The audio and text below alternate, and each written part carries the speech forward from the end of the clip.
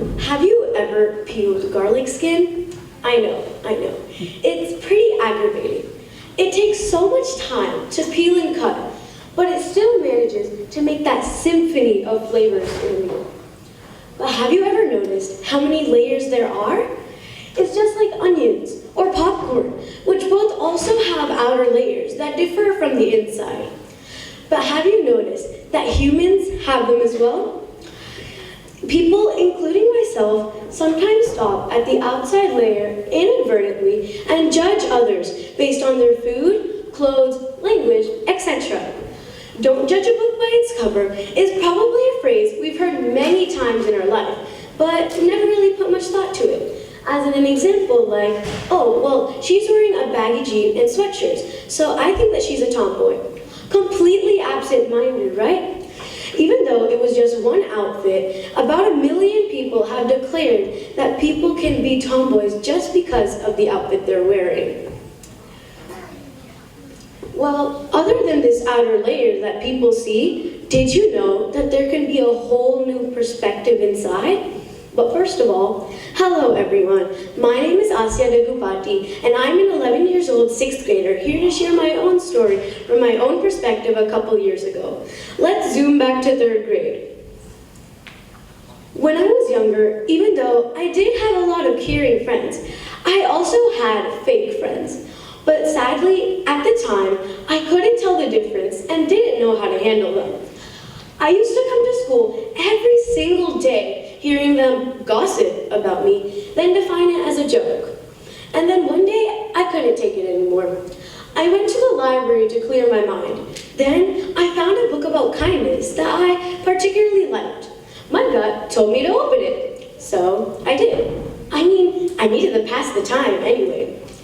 On the cover, there were many quotes, but only one, and that one caught my eye. It said, "Kindness is the only thing that the deaf can hear and the blind can see," by Mark Twain. But at first, I still couldn't get it. But after reading it and thinking about it for some time, my brain finally registered the idea that this wasn't friendship. This was just pure mockery and bullying.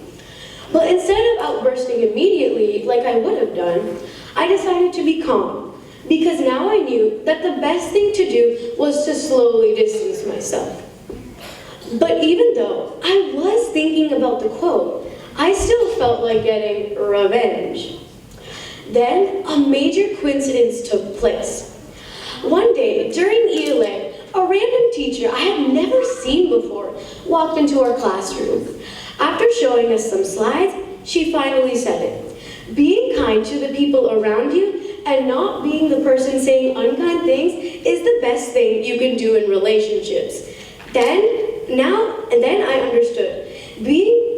Getting revenge may have been petty, but it would just teach me to do so for every little thing that takes place. So I stuck to my kinder and more empathetic friends. But then, the next year, in 4th grade, I found another layer, even deeper this time. The next year, I got myself into many rumors and disagreements because I kept standing up to the wrong people. But then I started to cover myself because I didn't know what to do. Then someone finally helped me up again, and that someone was my own sister. But at first, I didn't even want her help because, this was literally the same sister who would get mad at me if I don't compliment her outfit or makeup or rate her and her friends. She's just gonna bully me and make fun of me, I thought. But then, something miraculous happened. One day, she came into my room with a heart full of hugs and let me cry it all out. Then, she told me one thing. The moment you let people have the power over your feelings, it's over. They'll control and mock you and making sure to put you in that place in depression where you belong. I looked up at her face. It wasn't showing any love or sadness, but assurance, a face to let me know I could do this. And then another miraculous thing took place. The next day at school, a 5th grader spotted me in the hall, and after a very taunting comment about my new pink glittery shoes I was so proud of, I still have them by the way, I decided to listen to my sister and walked away. Even though it wasn't much, he looked pretty surprised. I felt amazing. And day after day, my foot was finally placed on the ground and my confidence rose back to its normal level.